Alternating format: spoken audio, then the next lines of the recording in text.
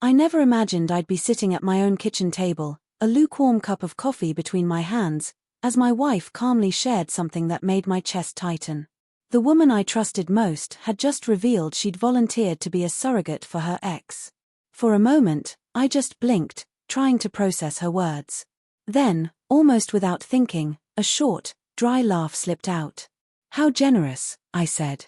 My voice sounded calm, measured, detached from the storm inside me. The silence that followed was dense, almost absurd.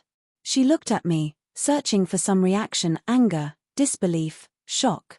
But I offered none of that. I leaned back, fingers tracing the rim of my mug. "That's very thoughtful of you," I added evenly. The surprise in her eyes was unmistakable. She'd braced for confrontation, shouting, maybe tears. Instead, I gave her stillness, because what could possibly match the audacity of her choice? It wasn't just the act, it was what it implied. Offering something so intimate to a man who should have been nothing more than a memory. A man who had once hurt her, leaving scars that had long since faded. I thought of our years together, our long talks about trust, promises, boundaries. Somewhere along the way, all that had become flexible to her. I noticed everything: the casual tone, the quiet confidence, the way she framed it as a noble gesture.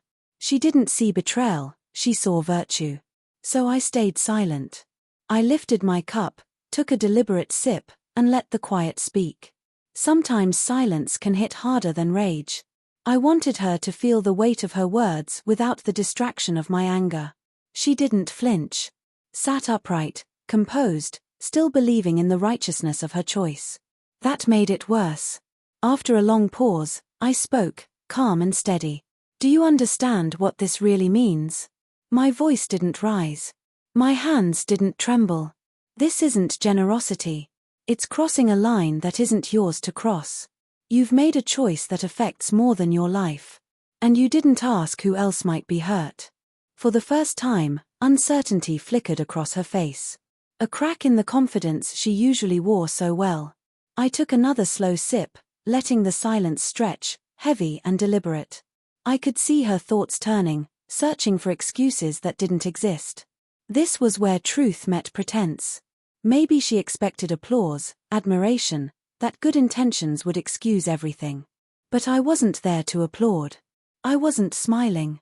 I was there to speak plainly, calmly, without anger. When she started to speak, I raised a hand, not harshly, but as a quiet signal to stop. "Wait," I said softly. "Before you explain, just listen. Really listen." And she did. Her eyes met mine, unguarded. I saw something shift. She had prepared for an argument, for tears, but not for calm clarity, the kind that strips illusion away without raising its voice. Silence did what words could not. Finally, I spoke. "You choose to help someone from your past. That's your right. But our life, our marriage, is now. It's built on the promises we made. If you can't recognize that, then I need to." My tone stayed steady, but the meaning landed heavy and unmistakable. I set my cup down. The faint clink marked the end of my patience. "Generosity is admirable," I added quietly, but with sharpness. "But generosity without awareness is just selfishness in disguise." The air thickened with all that was left unsaid. I didn't argue further. I didn't demand apologies. I stood in the truth of my words, letting them resonate.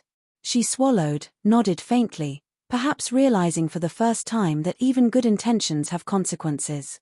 I turned toward the door, paused. "I hope you understand," I said, not as blame, not as warning, but as simple truth. "Because if you don't, this isn't about kindness anymore. It's about respect. And respect isn't optional." Then I walked away, leaving her with the echo of her choices and the weight of silence. In that quiet, I found peace, the calm that comes from knowing where your boundaries lie, and that some lines are not meant to bend.